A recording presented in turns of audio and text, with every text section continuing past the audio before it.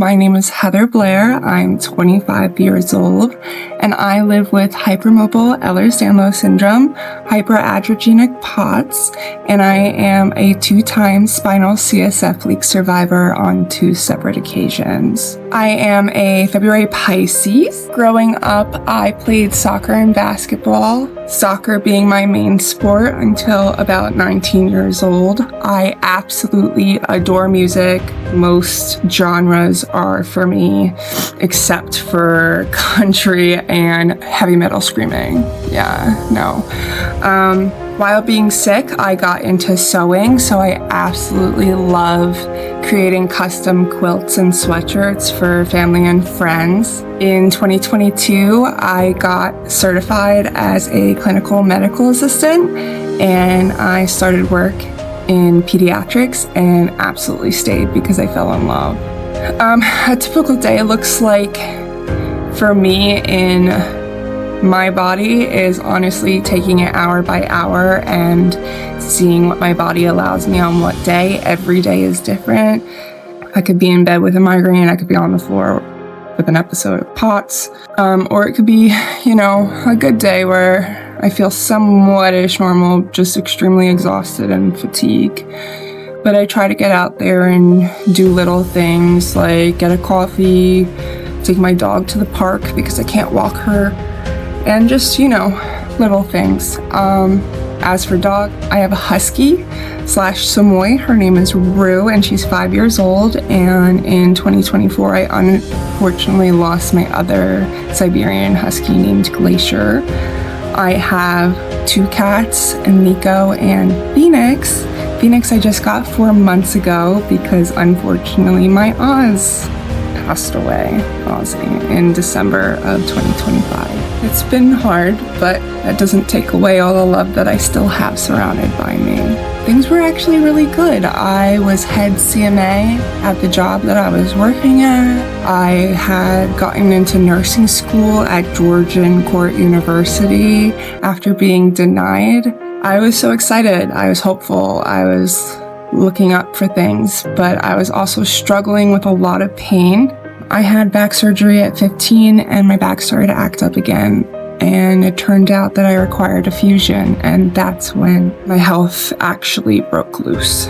When I was 15 years old, I wound up having spinal surgery with no injury. I happened to have 2 herniated discs in my lumbar spine at L4, L5, and L5S1 that was causing severe sciatica, and I lost complete control of my left foot, aka foot drop. I also was born with severe spinal stenosis, and I was not aware of this. So I had the surgery at 15. Fast forward 7 years, with the occasional back pain and still struggling with my health, really exhausted and sleeping all the time and no energy. I saw a rheumatologist, and she said I was vitamin D deficient and sent me on my way. And then as I was working as a clinical medical assistant in Pediatrics in 2022, I had felt the same pain that I felt when I was 15, the sciatica down my left leg, severe, to the point where I tried avoiding it at first because I didn't want to deal with it, but it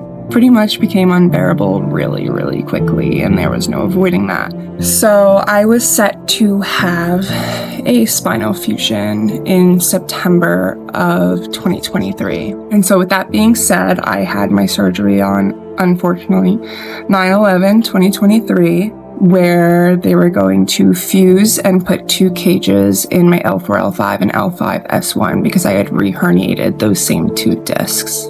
While he was in there, my surgery was supposed to take 2 hours. It took 5 hours because I had so much extra scar tissue in my back from my previous surgery.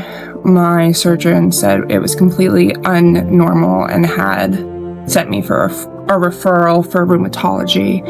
But on top of that, during that surgery, I had suffered a complication of a cerebrospinal fluid leak, and unfortunately, we were not able to know that until after closing. So I stayed in the hospital for about a week, and that night of that same surgery, I remember my great aunt, I told her, I was like, oh my God, my head is killing me. And so she sat there like massaging. And for 6 days, because I think I was on such heavy medications through IV, the headache went away. And the minute I came home from being off all that medication, spinal headache came back. So here I am, 22. We had the home nurse, and she's like, I think you're experiencing a spinal headache. I call my surgeon. My surgeon's like, it sounds exactly like a CSF leak. I couldn't rise my body without vomiting everywhere, screaming, clutching my head. So if you are not aware, with a CSF leak, it is orthostatic. So it has to do with the position of where your body is laying. Most people find relief laying. You don't always get complete relief. I didn't. So going from lying to anywhere upright, it's just so painful. It's excruciating. I truly wanted to die during that time. The pain was unbearable. So I was rushed in for an emergency blood patch procedure that same night up at a surgery center in New Jersey. And it was performed by my same surgeon.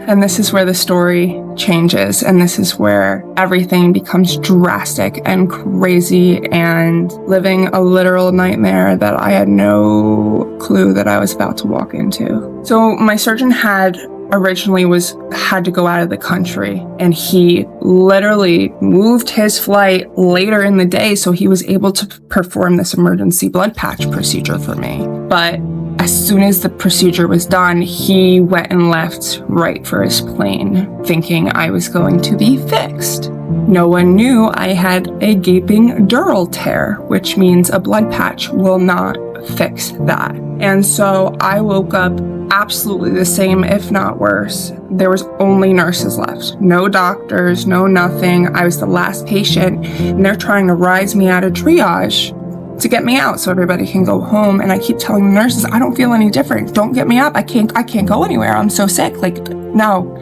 They had told my mom and great aunt waiting for me in the waiting room that I was 100% better, and I was perfect. And then 15 minutes later, I come rolling out in the wheelchair, screaming, clutching my head, please lay me down, because again, unbearable pain. I am 5'10", which is pretty tall for a woman, and I laid myself down again 1 week post-spinal fusion surgery on my lumbar spine in a little ball like this on a double wide seat, just screaming for help. And so my mom's like, where's the doctor? Where's anyone? So is my great aunt.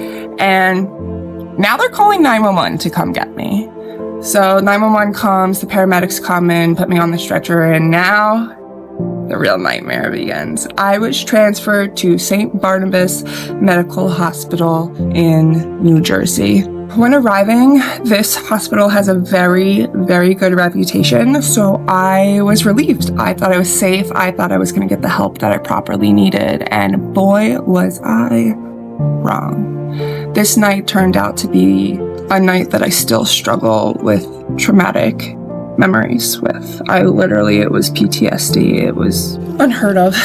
And so I tell my mom and great aunt to go home because my mom had been taking care of me for basically 2 days straight with no sleep at all. And my great aunt, nearly in her late 70s, is driving my mom home at, midnight, an hour and a half home.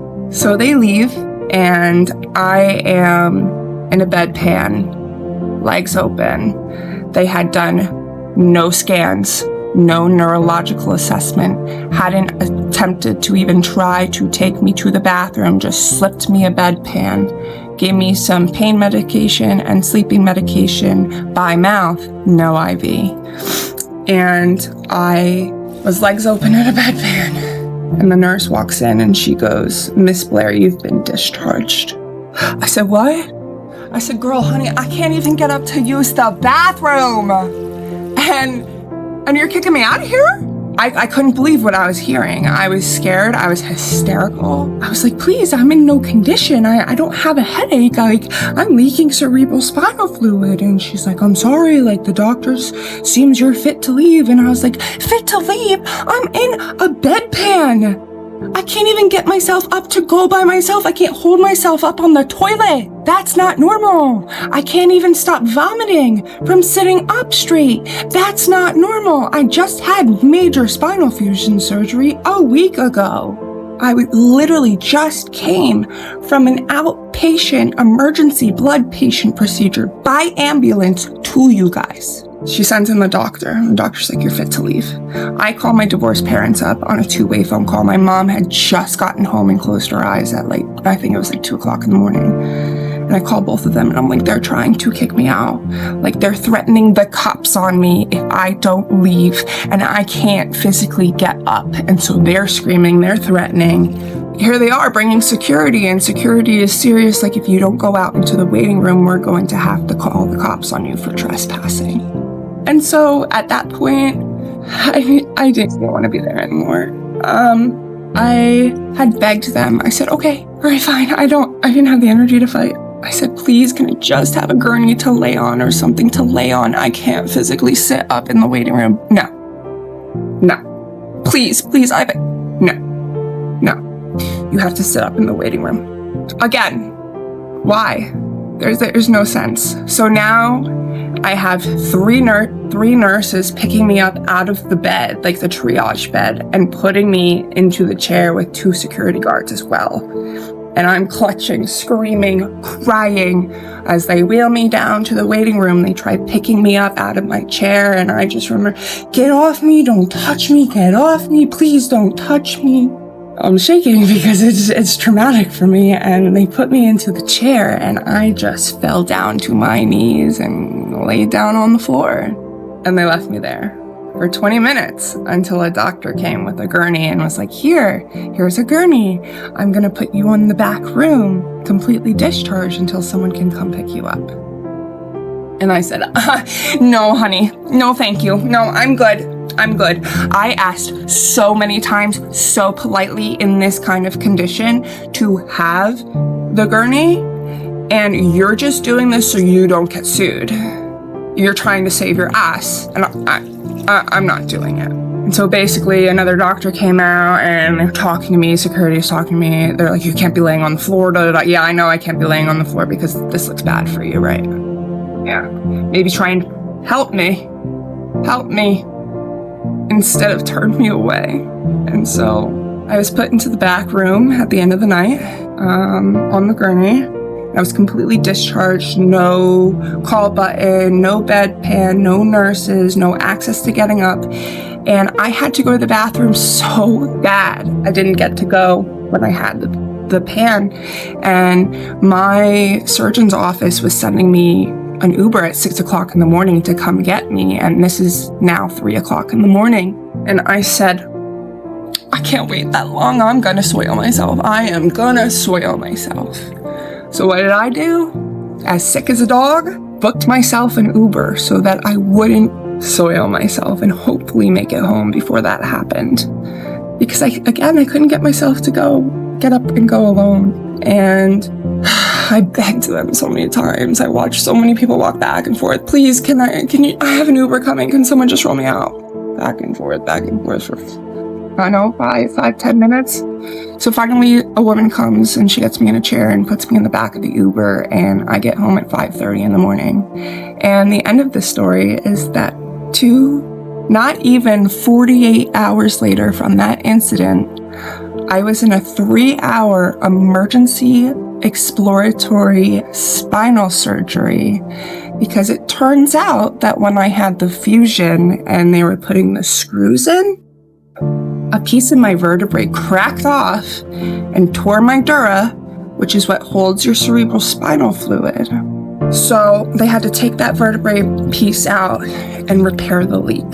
If Barnabas, would have done a scan on me that night, maybe we could have avoided what else I'm about to tell you, which includes a 2-week hospital stay, a 2-week inpatient rehabilitation stay, the development of hyperadrenergic POTS and that journey alone, refinding the CSF leak, having another dura surgery, another week inpatient rehabilitation stay, and now I am chronically diagnosed with aura with migraine. So I'm stuck with 2 permanent disorders because of everything that I went through. And I can't help but think that if maybe that night was different, everything could have been avoided. I could have gotten help that night.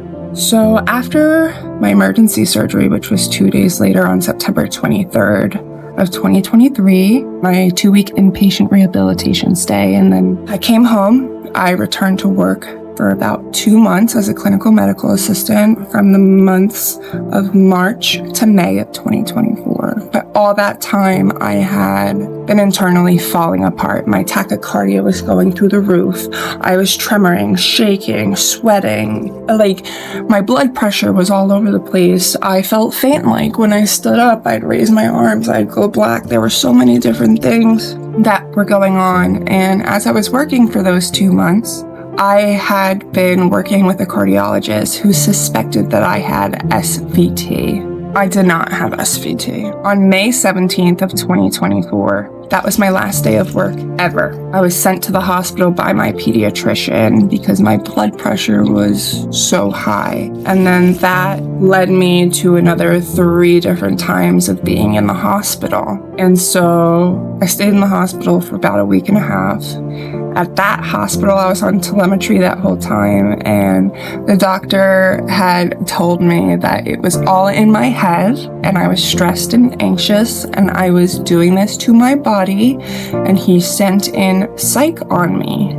So with that being said, I took out my IV and I left. I wasn't going to be gaslit, especially after what I had already been through that time around.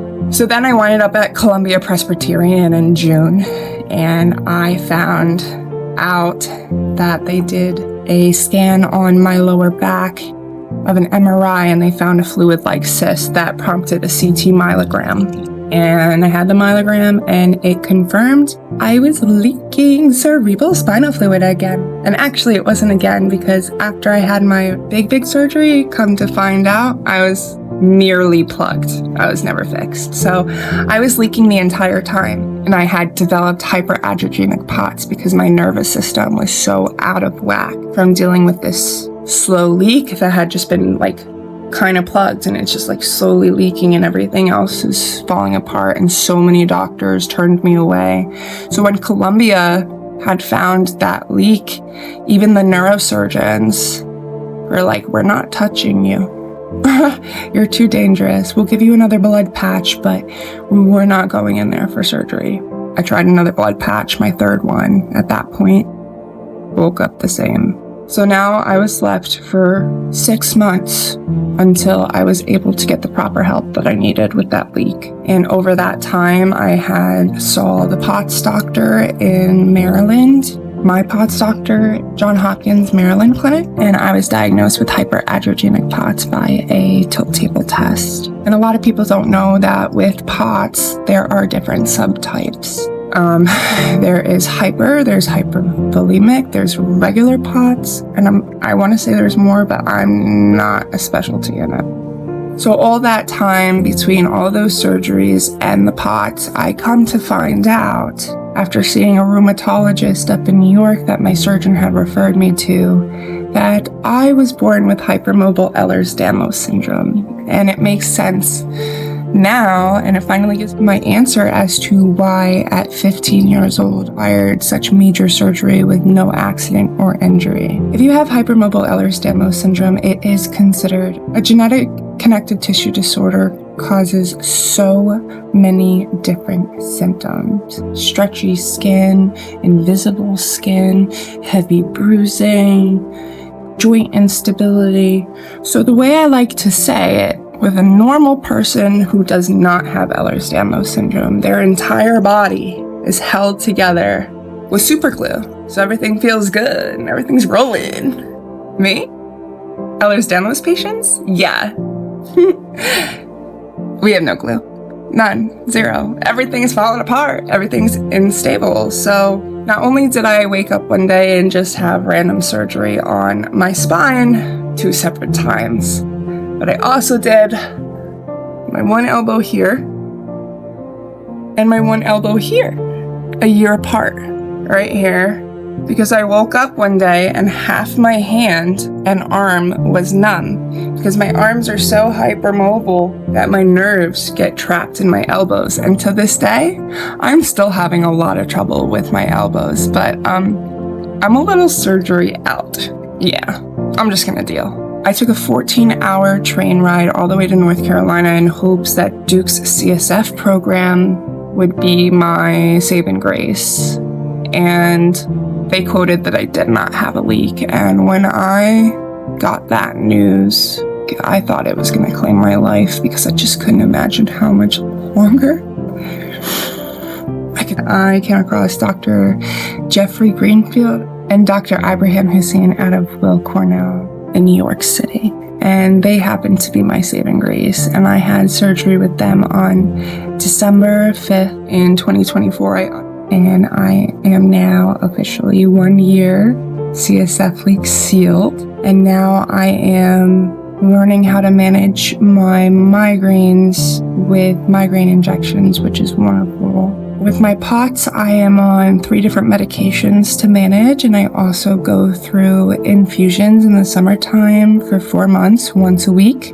I get an 1,000 saline sodium liter bag. It helps with my hydration in the summer and keeps me from fainting. I'm still learning every single day how to manage my conditions. My life is not linear, and these conditions aren't either. This entire journey, in 2022, I'd like to say that I was a completely different person. I had a very negative outlook on life. Even though I was working all the time, I was still internally, struggling with a lot mentally and a lot of other things. And, living with chronic illness has taught me some of life's hardest lessons. And those include the little things are actually the big things. Self-love is not selfish. Asking for help is not weakness. Your scars are stories of strength. And kindness to others and ourselves is one of the most powerful gifts that we can offer the world. There are still many lessons that I need to learn, and I'm still learning every single day how to control my body, my mental health, my episodes, my migraines.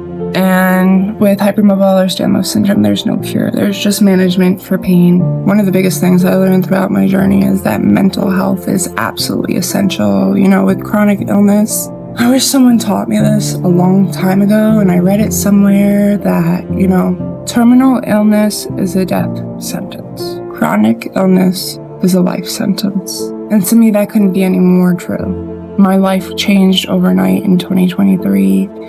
I had no idea what was coming. And I think for being someone so young at 25 and, having a life before things really took a turn, that's one of the biggest losses I've ever grieved in life, is my old life and who I used to be and the body that used to carry me everywhere. And I think that sometimes we take what we have for granted. Even I take what I have right now for granted, being able to see, being able to hear, being able to walk to the bathroom, that's something I wasn't able to do. Brushing my teeth, shaving my legs, making myself dinner, doing my own laundry, being independent. I had to learn everything all over again, including very vulnerable moments, including my mother showering me, my nurses wiping me while I had a period in bed, and while having the CSF leak. When you are recovering from any type of procedure or surgery with a CSF leak, you are on straight lying down bed rest for at least 2 days. You cannot get up in any way, shape, or form. So that means eating like that and going to the bathroom in bed. And I happened to get my period when I was in that situation. How your independence feels so taken away And I had to give up so much of my independence, and then I had to relearn how to get it again. After my journey of the last 3 years with the surgeries and my POTS journey and getting through the CSF leak and simply just surviving that alone, it changed my outlook on life. I have so much more of a profound love and appreciation and gratefulness for, my friends and family and for the people who have stood by my side throughout this entire journey. Because no one had to sit with me through this whole thing. People had the right to get up and walk away, and I thank my loved ones and my wonderful and amazing friends for being such an amazing support system, because without them, I honestly wouldn't be here today. And I can tell you that with a straight face.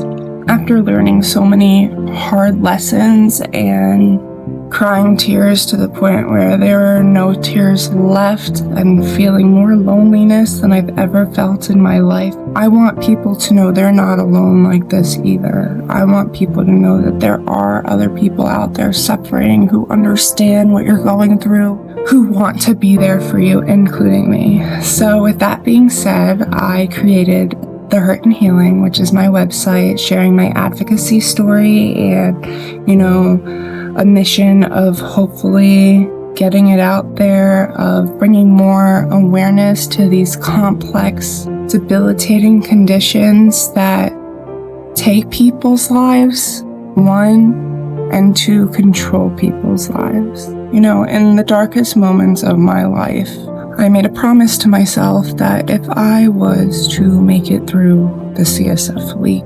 and, get to the other side, that when the time was right and when I was ready, that I would share my story.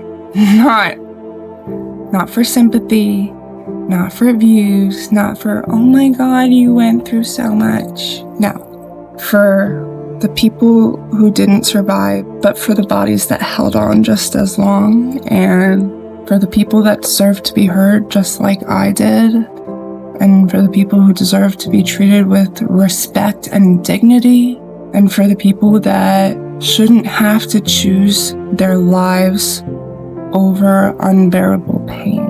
And I felt that if I survived this and got to a point, where I am somewhat independent and getting back on my feet, that I wouldn't stay silent and I wouldn't sit here and feel ashamed or feel like I need to be smaller because of my condition. The people who didn't make it and the people who are still struggling deserve to be heard, and we deserve to be treated with respect and dignity by the medical community, especially coming from working as someone in the medical field and being treated with such disrespect was unheard of. You deserve to be heard. These conditions deserve to be brought to life. The people whose lives who were cut short deserve to be heard. And the awareness deserves to be as loud as possible.